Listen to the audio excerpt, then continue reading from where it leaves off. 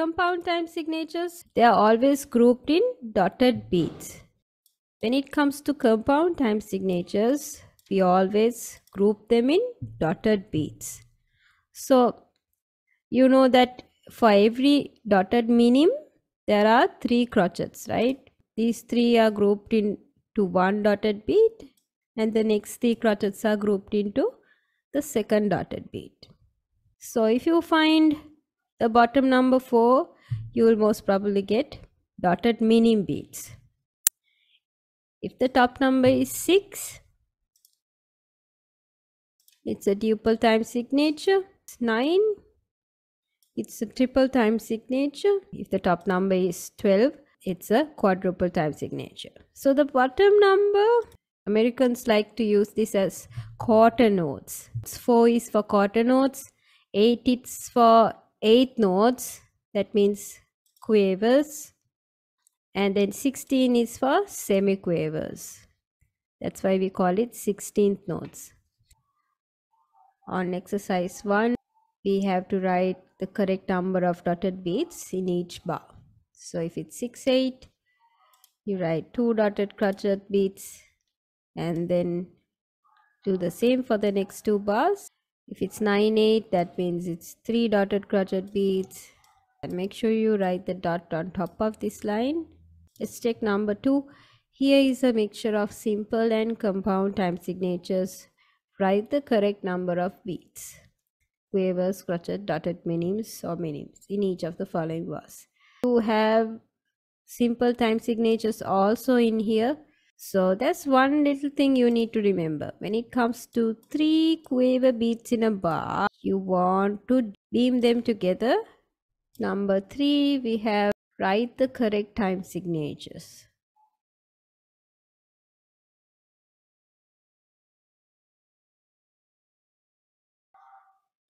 Then once you're done with that, let's go to the next page, grouping compound time signatures.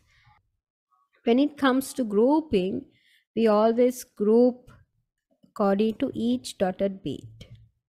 You know that 2 semiquavers equal to 1 quaver, and there are 3 quavers here. That makes a 1 full dotted crotchet beat.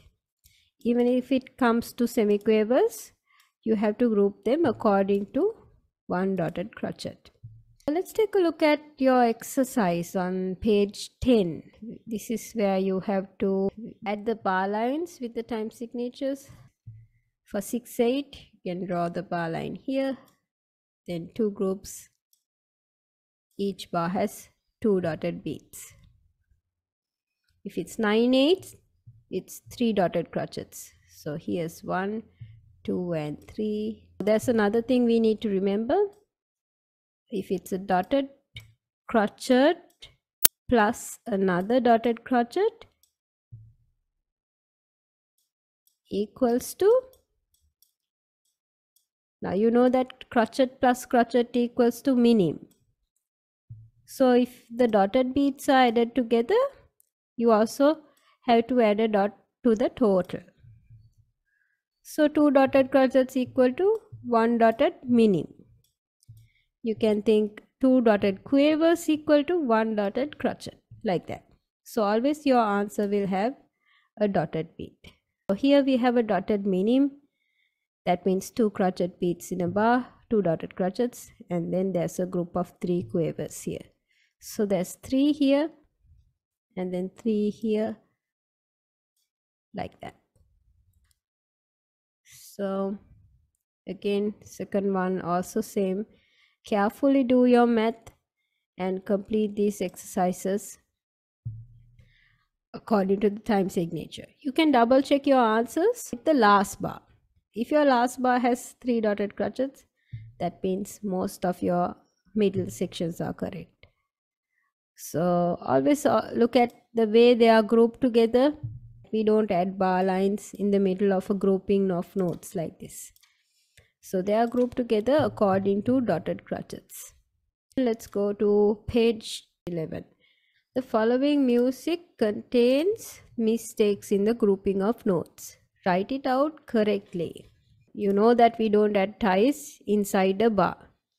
We only add it when we want to travel to another bar.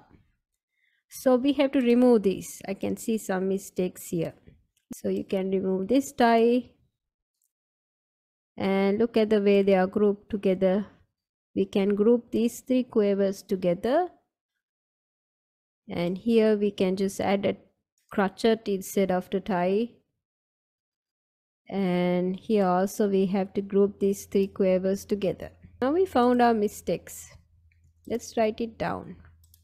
So the first bar has been done for you. This tie has been removed. This tie also has been removed, and we have combined these 2 quavers together and written out a crotchet here. And this is the leftover quiver. And so like this, you can see we have grouped this according to each dotted beat. First complete the first dotted beat, then go to the next one. If there's a crotchet, then we have to complete it with the dot. This is the next half of the second dotted beat. Then you have a crotchet and a quiver. That's your third beat. Then we have to fill in the next bar with 3 quavers. I'm going to combine this G, A and E together. You can just put this stem up because 2 of these notes are below the third line. You don't have to worry about the last E up here. Then the next line, we don't have to write the time signature. So we just write the clef here and continue with the groupings. On bar 3, we have a tie that has to be removed. So these 2 quavers, we can remove it and add a single note. 2 quavers equal to 1 crotchet, so we'll add a crotchet here. We can complete the first dotted beat here. Then we have to combine these 3 quavers.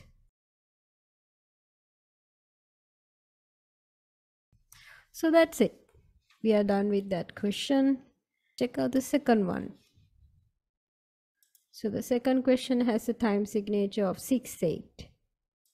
That means 2 dotted crotchet beats in a bar. So if you want, write the time signature from the side here so you won't forget.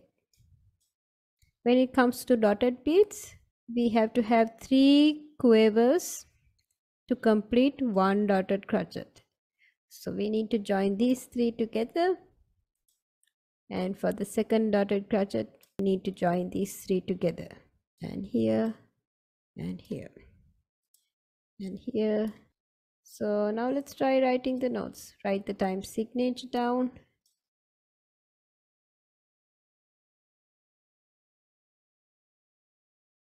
Make sure you draw in the stems up or down according to the number of notes that are above or below the third line. This one, I'm not going to worry about this A below the third line because 2 of the notes are above the third line. So I'll put all the stems down, and that's it. Complete this with double bar lines. So I hope you can complete the rest of the work out of this page.